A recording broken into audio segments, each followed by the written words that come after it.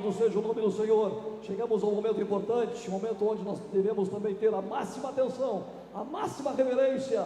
Vamos para a palavra do Senhor nesta tarde, com a instrumentalidade do pastor Odair, que está aqui, servo do Senhor. Por gentileza, querido, vem aqui. Deus abençoe. Deus vai lhe usar, tenho a certeza, mais uma vez, para transmitir o recado do coração de Deus. Deus abençoe, pastor.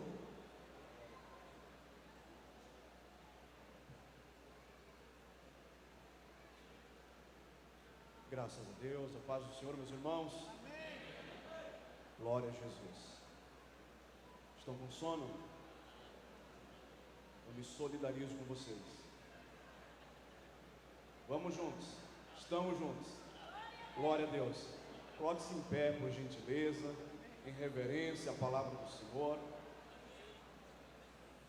Quero pedir aos irmãos que reverenciem a palavra. Não precisam me respeitar ou reverenciar o homem. Você reverenciando a palavra já está de bom tamanho. Glória a Deus. Tenho certeza que você já está alimentado. Eu estou alimentado. Estamos aqui desde ontem à noite, na abertura. Já ouvimos muitas mensagens maravilhosas, tanto nos louvores, quanto nos relatórios, quanto nos testemunhos, bem como nas pregações que já ouvimos. E a nossa alma está cheia. E o enchimento, conforme foi dito ontem à noite, é um propósito. Você está se enchendo para falar do Evangelho. E eu quero aproveitar que você está animado a ouvir mais uns minutos a palavra de Deus, para ler comigo o versículo 20 do capítulo 4 do livro do Atos dos Apóstolos.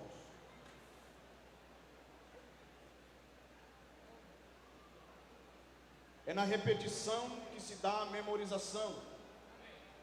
Nós precisamos ler habitualmente os textos bíblicos para que ele fique gravado na tábua do nosso coração. Por isso, um congresso missionário é um congresso de conscientização, é levar a palavra não somente aos nossos corações, mas também à nossa consciência. Quando ela impregna na nossa mente, então o inimigo não consegue mais roubá-la da nossa vida. Se você sair daqui deste congresso com este versículo gravado na tábua do teu coração e usá-lo no teu ministério, é muito certo que o seu ministério não será mais o mesmo. Pois não podemos deixar de falar do que temos visto e ouvido. E o tema é até que todos ouçam. Amém? Se assente, por gentileza. Em nome do Senhor Jesus. Nós já tivemos uma boa contextualização deste texto. Pastor Nilson já adiantou bastante coisas.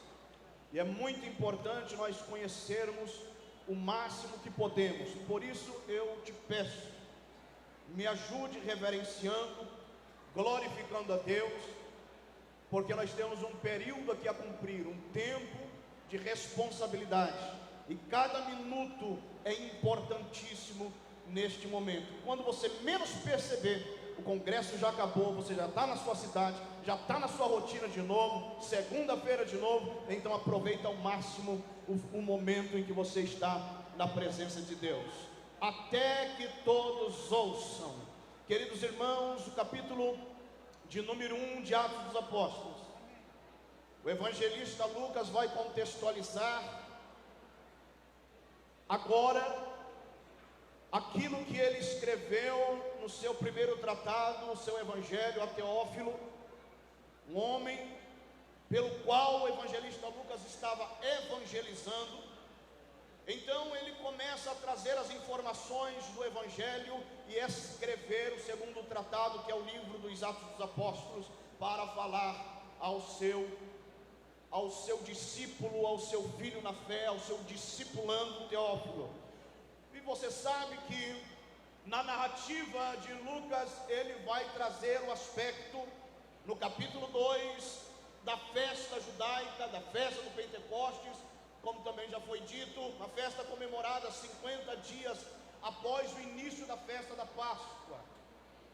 O evangelista Lucas vai falar sobre o derramamento do Espírito Santo, e ele vai dizer que na inauguração da igreja, por conta do enchimento pelo Espírito, a igreja, em questão de horas, já está com quase 3.000 membros.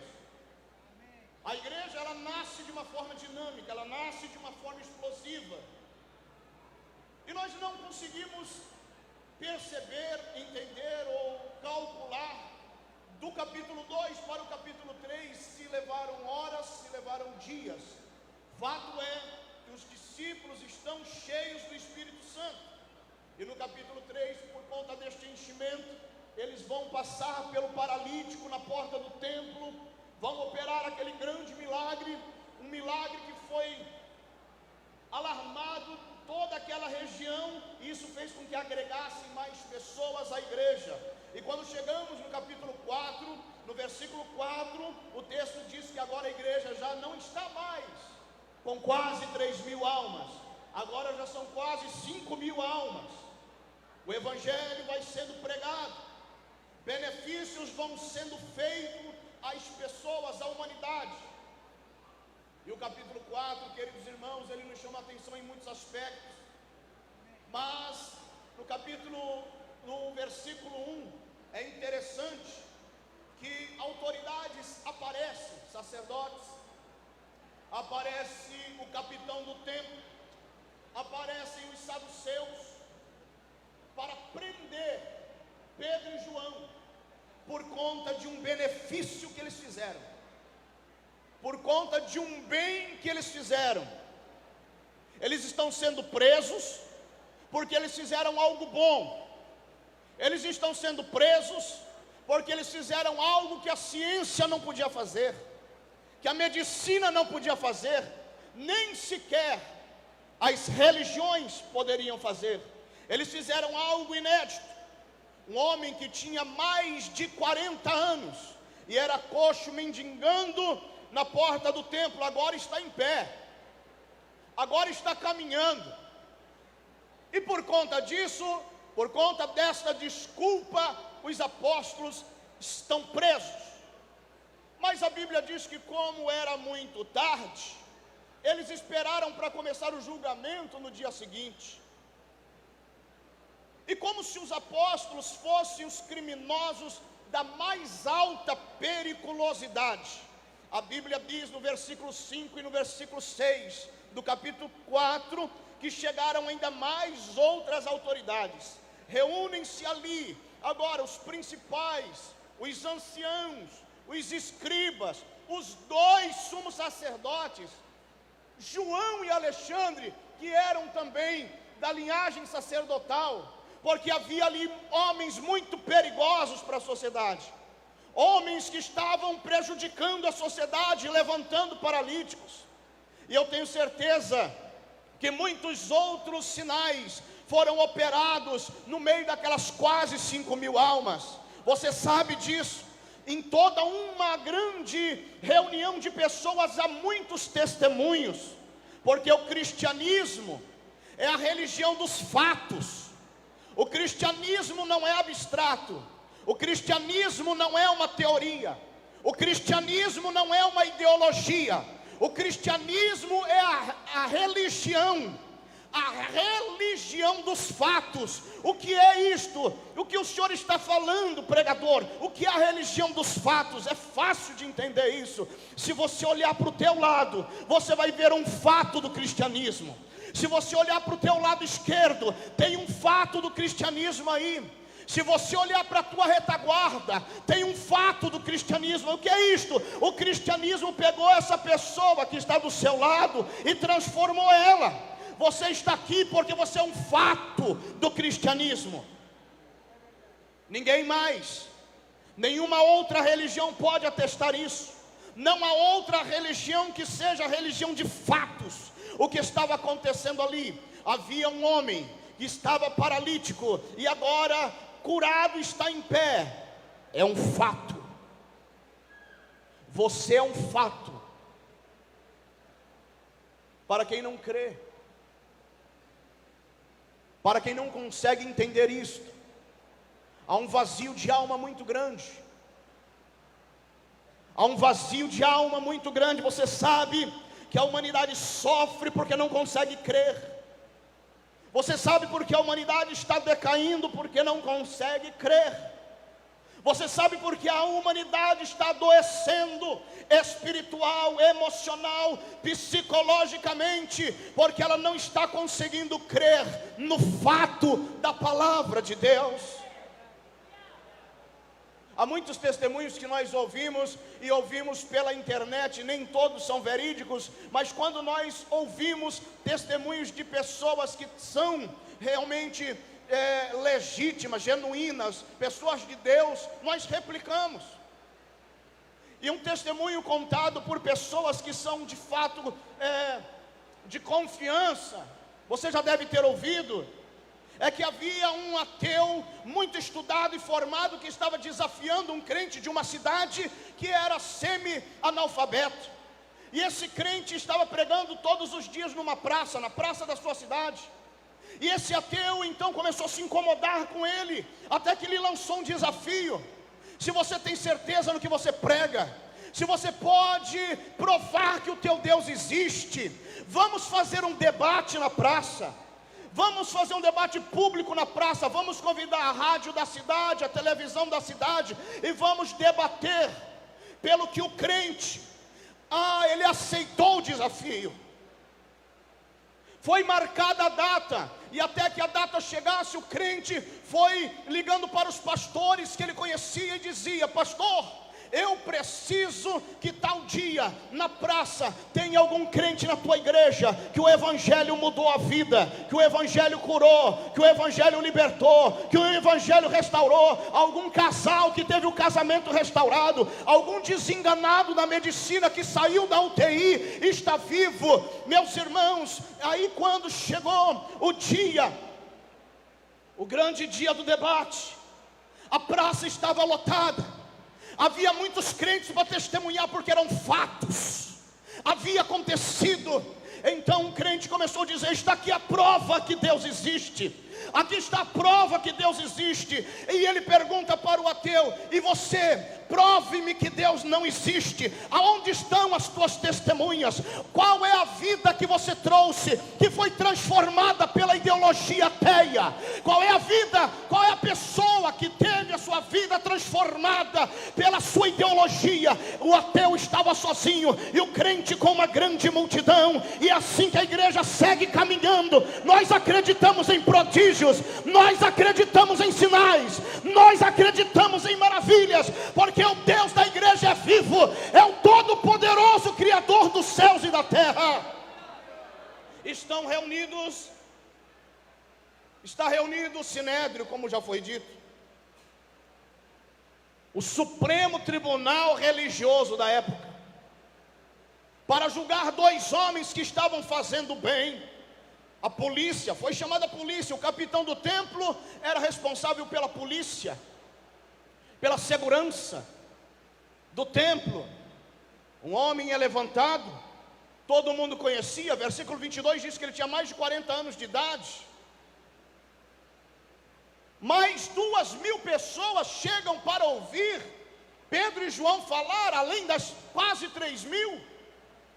Uma grande multidão em volta do templo. Isso soou como uma ameaça às autoridades. Não se engane,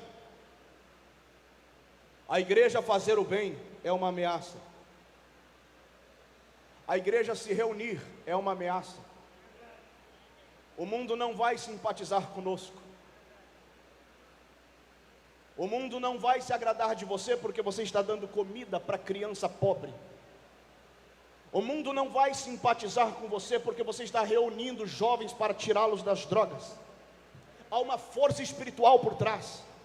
Nós temos um inimigo cruel, nós temos um inimigo de morte, que ele não quer saber se você é crente de 1 ano de fé ou de 40 anos de ministério. Você é inimigo dele.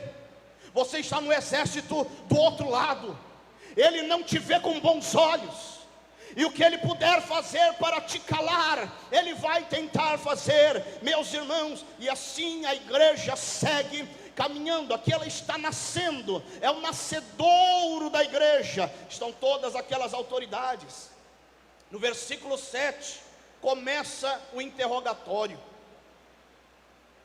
Colocaram Pedro e João no meio. Geralmente eles se reuniam em círculo ou semicírculo para as deliberações. Colocaram para intimidar aqueles 2 homens no meio e começaram a perguntar de um lado e para o outro, questioná-los. E o apóstolo Pedro, então, no versículo 8, e aqui está o grande diferencial de toda a narrativa. Aqui está o ponto fundamental que a igreja precisa se atentar. Ele diz: então Pedro, no versículo 7, perguntaram: com que poder? Em nome de quem? Quem autorizou? Quem permitiu? Cadê o alvará? Vocês têm alguma autorização? Cadê o protocolo da prefeitura? Em nome de quem vocês estão fazendo o bem? Porque até para fazer o bem agora nós temos que ser representados. Temos que ter procuração para fazer o bem. Parece que aqui é uma influência do Estado. Parece que agora você tem que terceirizar o teu bem, passar pelo Estado, o Estado dizer o que você tem que fazer e para quem. Você não pode mais simplesmente fazer, tem que ser em nome de alguém, que se vê, em nome de alguma autoridade. Nós acompanhamos as tragédias aí no Vale do Taquari, das enchentes. Os municípios em volta se reuniram para ajudar, e logo o Estado já vem interferir. Muitas doações eram paradas nas estradas e tinham que parar nas organizações das prefeituras, no Estado. Onde você está indo? Eu estou indo em tal lugar. Vai fazer o quê? Vou levar doações para a família tal. Não, para aqui que nós é que resolvemos. Você não pode dar 1 quilo de açúcar para quem você quiser. É isso que eles estavam dizendo. Como é que vocês curam? Vieram pedir permissão no Sinédrio? Tem autorização? Tem informação para isto? Era isso que estavam dizendo. Mas aí Pedro, cheio do Espírito Santo. Pedro, cheio do Espírito Santo. Aleluia, porque no capítulo 2 diz que eles foram cheios do Espírito Santo, e no capítulo 4 ele ainda está cheio do Espírito Santo. Aleluia, você ainda está cheio do Espírito Santo, meu irmão. Aleluia, está escrito isso na sua Bíblia. Este versículo está na tua Bíblia, porque tem muita Bíblia que não tem mais versículo como esse. Tem muita Bíblia que não tem mais esse tipo de contexto. Pedro, cheio do Espírito Santo, respondeu às autoridades dizendo: em nome de Jesus Cristo, o Nazareno, que nós fazemos o que fazemos. Aleluia. Aleluia. Aleluia. Ele está dizendo com uma autoridade tal que ele começa, como o pastor Nilson disse, ele pregou o evangelho em 3 versículos, mas no versículo 11, a moeda vira de lado. Até o versículo 11 eles eram os acusados, no versículo 11 é ele quem acusa. Sabe o que está acontecendo? Ele diz: a pedra que vocês rejeitaram. Veja, eles estão dentro do Sinédrio, reunião fechada. Só tem os 2 ali que não são membros do Sinédrio, Pedro e João. Quando ele fala vocês, construtores, eles estão falando com aquelas autoridades. Não está falando com a nação de Israel. Não está falando com o povo, com a plebe. Está falando com a nata. está dizendo: vocês rejeitaram ele. Vocês rejeitaram ele, a pedra de esquina, vocês rejeitaram ele. Aqui há uma ironia. Ele diz: vocês construtores, porque Pedro e João, nós vamos ver mais para frente, que eles eram iletrados. Iletrados é porque eles não tinham formação acadêmica, eles não tinham formação rabínica, eles sabiam ler, sabiam escrever e sabiam calcular. Logo, eram alfabetizados, sabiam ler, sabiam escrever e sabiam calcular. Logo, eram alfabetizados. O que eles não tinham era formação superior, ou nem superior, hoje seria, por exemplo, eles não tinham ensino médio completo, eles tinham fundamental. É isto. É isto. Quando ele diz: vocês construtores, quem constrói? O comum? Quem constrói? O engenheiro. Quem constrói? Quem se formou, sabe o que tem que fazer. E ele diz: a pedra de esquina chegou a vocês, engenheiros, e vocês rejeitaram. Agora ela chegou para nós que somos comuns, e nós aceitamos.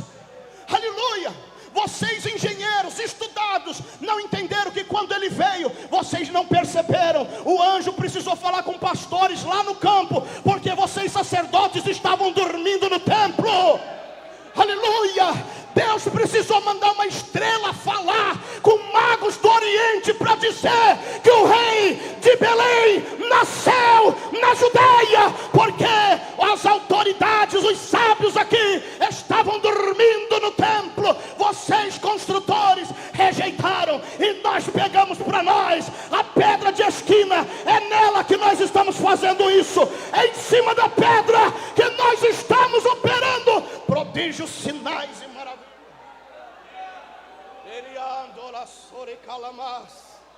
Aleluia. A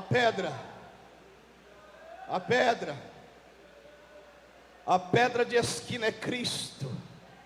Aleluia. A pedra de esquina é Cristo. Meus irmãos, se admiraram da ousadia.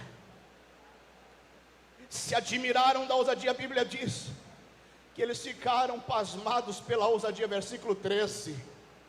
Vendo a ousadia de Pedro e João. Sabe por quê? Porque eles não conheciam o Espírito Santo. Os doutores da lei, saduceus, os escribas, copistas, intérpretes, ensinadores da lei, não conheciam o Espírito Santo.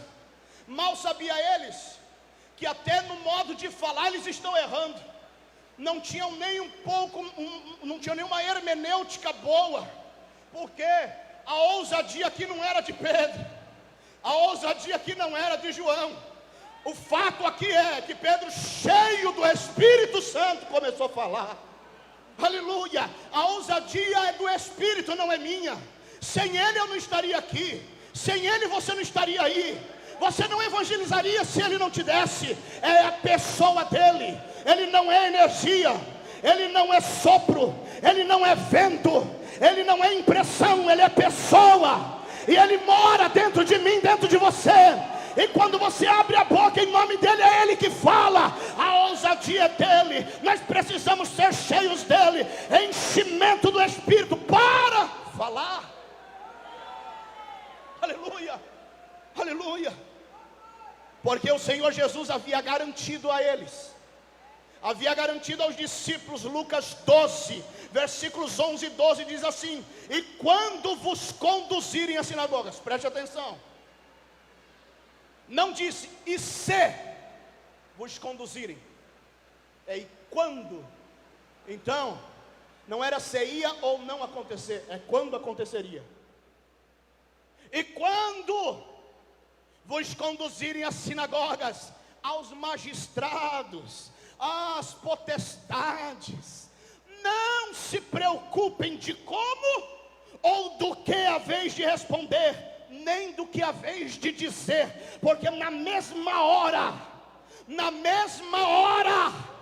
na mesma hora, o Espírito Santo vos ensinará o que convém falar. A ousadia é dele, a ousadia é ele, a ousadia é ele que dá.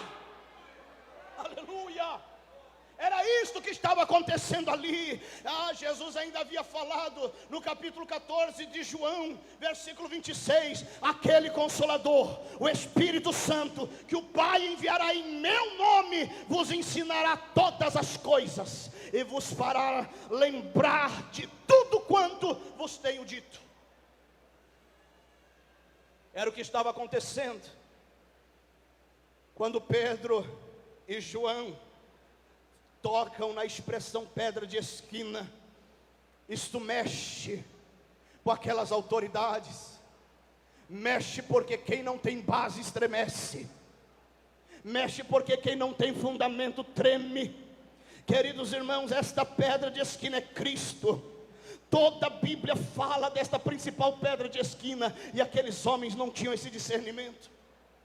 A Bíblia fala desta pedra e vem trazendo a história dela, porque ela está desde o deserto com o povo.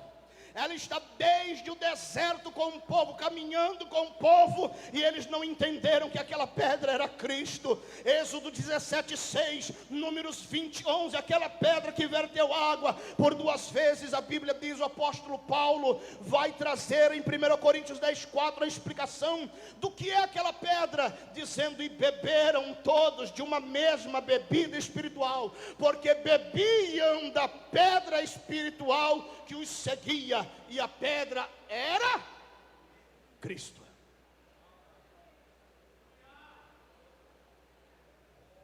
Aleluia. A pedra era Cristo, já estava lá.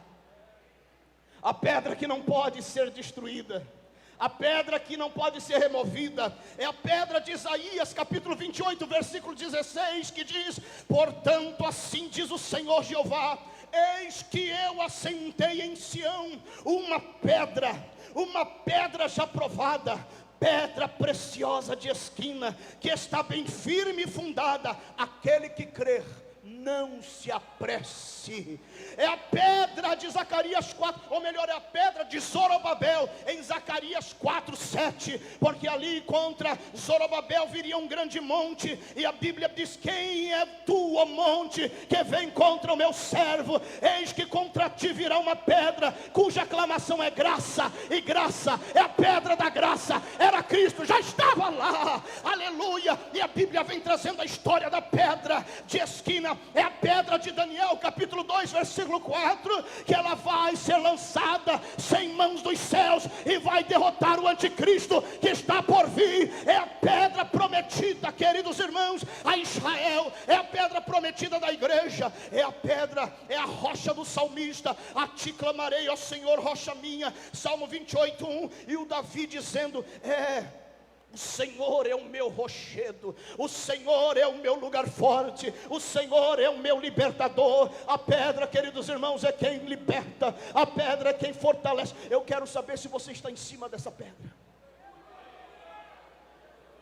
Analise como está a sua fé hoje, como está o chão, a base da tua vida espiritual.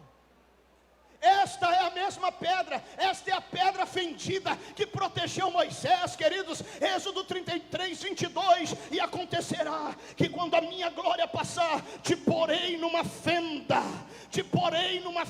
da penha, e te cobrirei com a minha mão, até que eu haja passado. A pedra fendida é Cristo, que me cobre, que me protege, que me guarda, que me mantém, aleluia. É a pedra. Esteja na fenda da pedra nesta tarde, esteja na fenda da pedra nesta tarde, esteja nas mãos de Cristo. É a pedra fundamental da igreja. Jesus disse, Mateus 16:18, é sobre esta pedra que eu fundarei a minha igreja, é sobre esta pedra que eu edificarei a minha igreja, é sobre esta pedra que o inferno não pode. É só quem está nela que o inferno não mata, é só quem está nela que o inferno não pode. O inferno não vai prevalecer na igreja que eu edificar sobre esta pedra. Aleluia, aleluia. Mateus 21:44 diz que quem cair sobre esta pedra será despedaçado. Esta é a pedra que aquelas autoridades rejeitaram.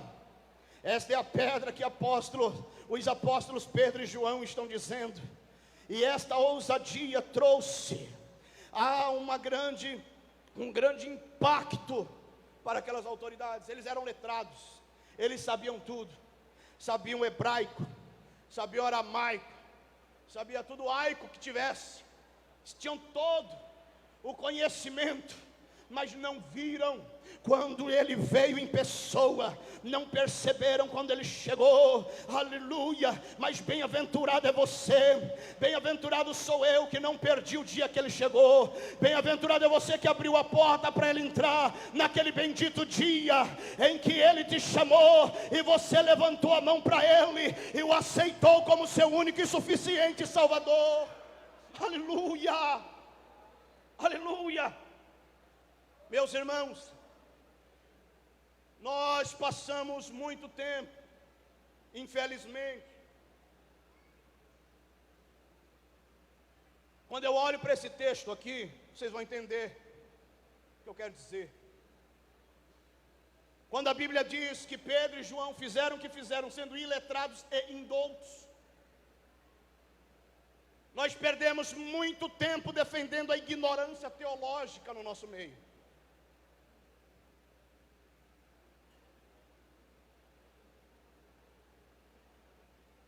Quando eu falo da ignorância teológica, eu falo de conhecimento bíblico. Eu falo de estudar a palavra. Eu tenho um defeito. Tenho vários, mas quero falar desse. Aos olhos de determinadas igrejas eu tenho um defeito, muito sério, grave. Aos olhos do inferno eu tenho um defeito muito grave. Eu acredito em tudo que a Bíblia diz. Não, em tudo mesmo. Porque para mim ela é a palavra de Deus. Ela não contém, ela é. De Gênesis a Apocalipse. E quando nós observamos textos assim, e olhamos e retrocedemos na história da igreja, algumas coisas que aconteceram, nós começamos a ter algumas respostas, algumas explicações que até para algum tempo nós não tínhamos. As estatísticas sempre foram medonhas, pastor Paulo, pastor Leonardo, sempre foram medonhas. Você já ouviu falar sobre isso alguma vez? O jovem cristão que entra na universidade, o que acontece com ele? Vira pregador, vira missionário.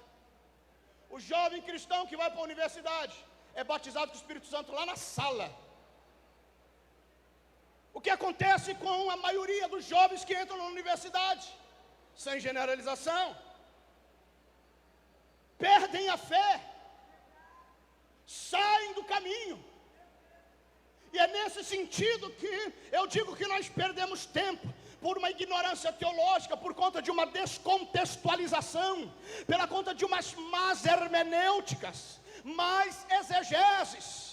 Há um tempo atrás não podia nem falar essas palavras no altar, porque era muito ético, porque era muita frieza, porque era muita técnica, que o que importava era a unção, o que importava era a eloquência do pregador, porque até então entendia-se que a eloquência era a unção, entendia que o falar em língua estranha era a grande chamada do pregador, enquanto Paulo disse: eu prefiro pregar 5 palavras na tua língua e você entenda a mensagem, do que 10.000 outras palavras em outra língua que você não entenda. E nós observamos pessoas defendendo a falta do estudo bíblico, a falta de um curso teológico. Não precisa, porque aí é o ego do homem, porque aí é vaidade humana, porque aí não, querido irmão, é apenas aprender a palavra. Sabe para quê? Para quando o jovem entrar na faculdade, ele dá nos dedos do professor marxista. Quando ele entrar na faculdade, ele não dá moleza para o professor ateu, aqueles que estão ideologizando as nossas crianças. Falta conhecimento bíblico, falta base bíblica. Não, mas mas Pedro e João eram analfabetos. Não eram analfabetos, eles eram iletrados em doutos. Não eram analfabetos, eles sabiam ler, sabiam escrever, sabiam calcular, conheciam o Antigo Testamento, eles citavam versículos bíblicos de cor.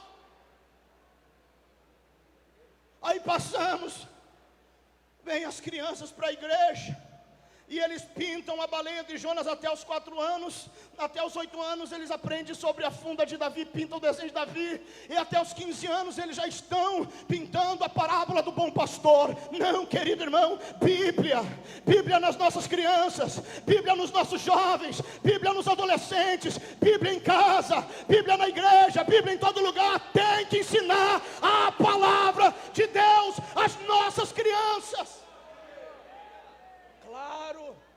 Claro que pedagogicamente, claro que na língua deles, claro que na linguagem deles, adequada a cada idade, sim, mas Bíblia, ensine a palavra.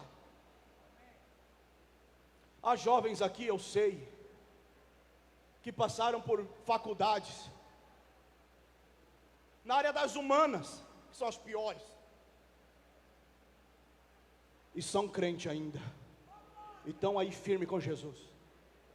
Pergunta para eles o segredo. Pergunta para eles o segredo. Sabe o que acontece? A Bíblia diz do joio.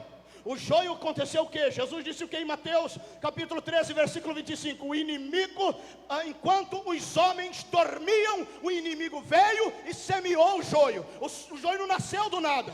O joio não caiu do céu, não apareceu assim um passe de mágica. Alguém semeou, enquanto os homens dormiam, e enquanto a igreja dormiu, começou a aparecer algumas informações estranhas no meio dela. Enquanto a igreja estava dormindo, algumas coisas estavam se infiltrando em nosso meio. Eu acredito que mais do que nunca esta geração é a geração que vai despertar para o conhecimento bíblico, que vai destruir as fortalezas de Satanás na base da educação das nossas crianças.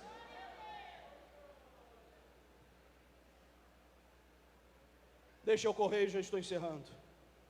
A prova cabal do milagre estava com os apóstolos. O cristianismo é a religião dos fatos. Estava ali um fato, aconteceu. Aí eles despedem Pedro e João. Eles não tinham mais argumentos para acusar Pedro e João. O que juridicamente diz é ausência de materialidade delitiva. Eles não tinham o que falar, não tinham do que acusar. Aí disseram covardemente: tira eles daqui e vamos resolver na ausência deles o que nós vamos fazer com eles, às escuras. Igual foi o julgamento de Jesus, porque o inimigo, queridos irmãos, ele posa de corajoso, mas no fundo ele é covarde. Ele sabe com quem ele não pode. Ele sabe com quem ele não pode. A igreja firmada na rocha, as portas do inferno não prevalecem. Ele sabe disso. Não podemos com eles, vamos tirá-los daqui. E quando os discípulos voltam, sabe o que acontece? A ameaça aumentou. Versículo 21. Eles, porém, ainda os ameaçaram mais. Quando os discípulos acharam que ia ficar tudo bem, veio uma ameaça ainda maior. Prova de fé. Prova de fé. Eu não sei se você está sendo provado, e eu não sei se você acha que está no fim dessa provação, mas saiba que existe uma grande possibilidade de esta provação passar para uma fase de uma provação maior. Mas também saiba de uma grande verdade: você não será provado acima do que você pode suportar.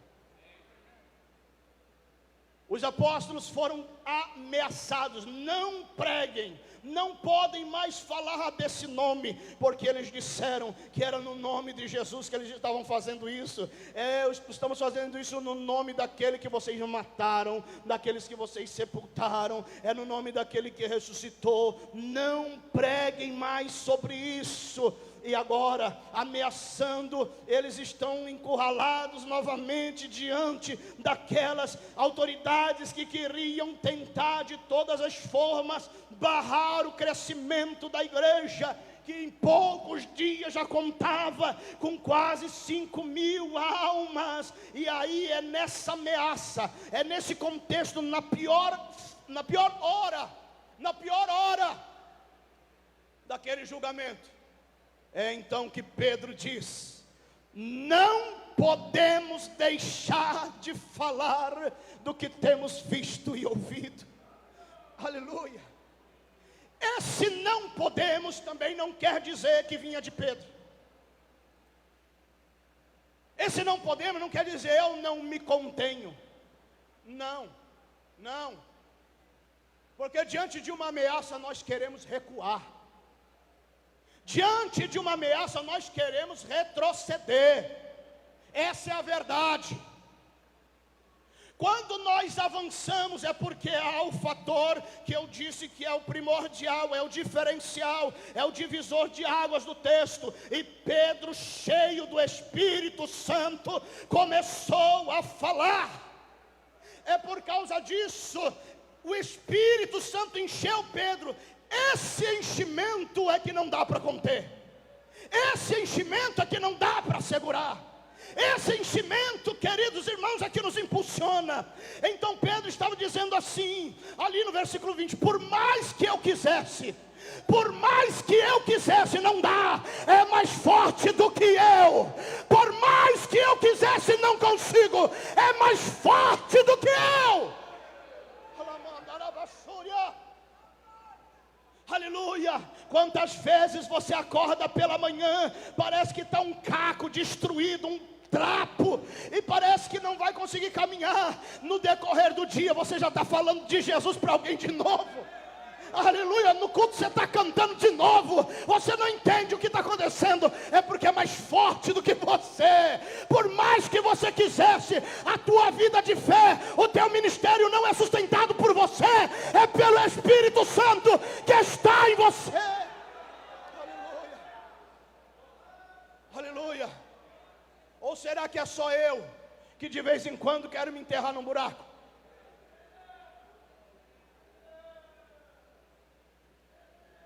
E no mesmo dia, estamos lá pregando de novo. É mais forte, é isso que Pedro está dizendo. Por mais que eu quisesse, não dá.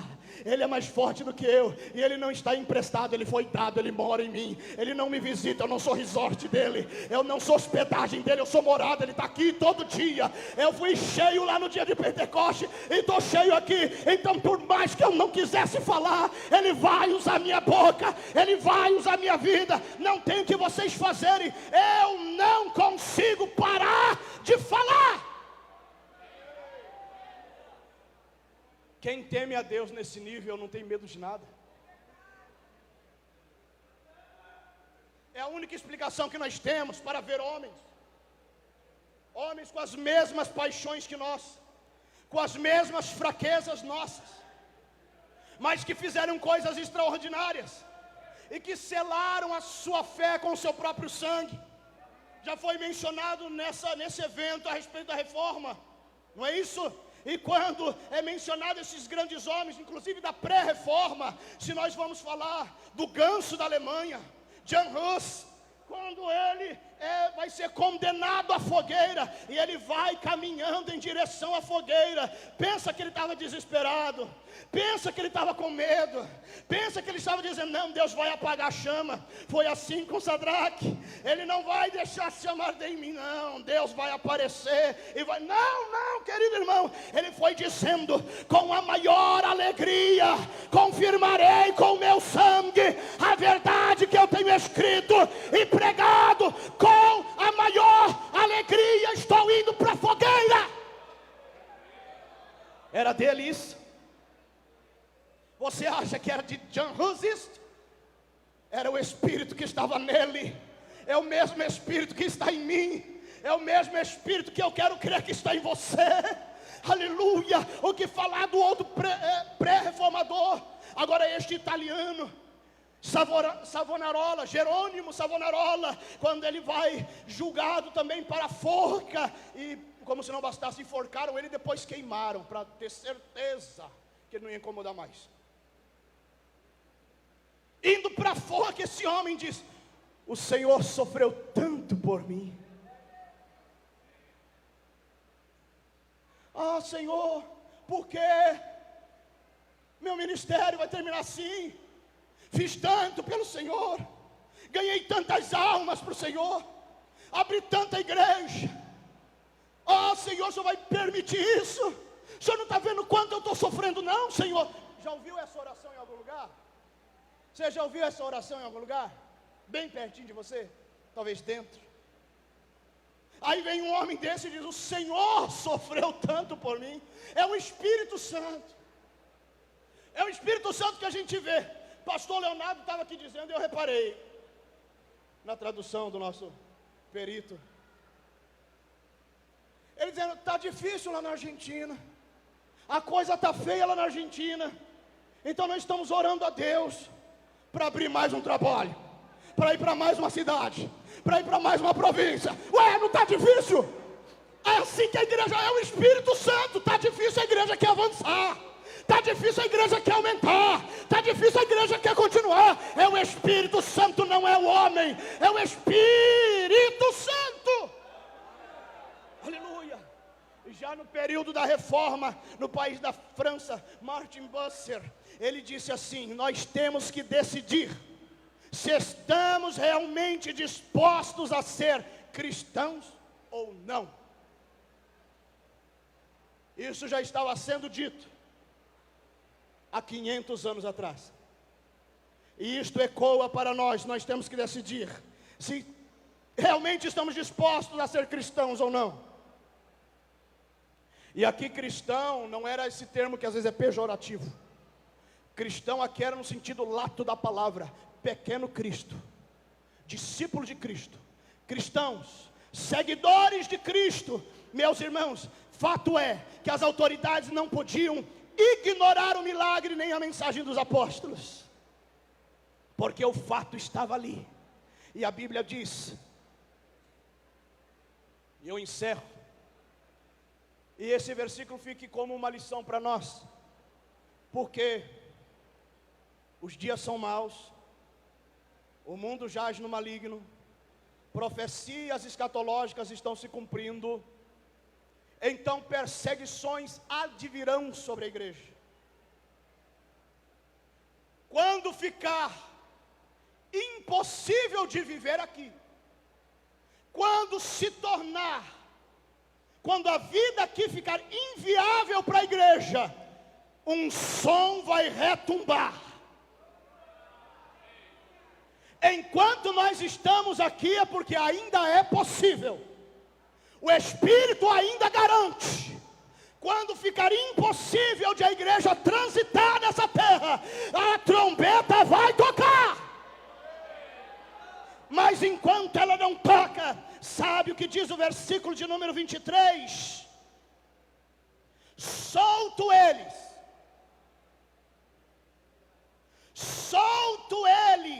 Fizeram o quê?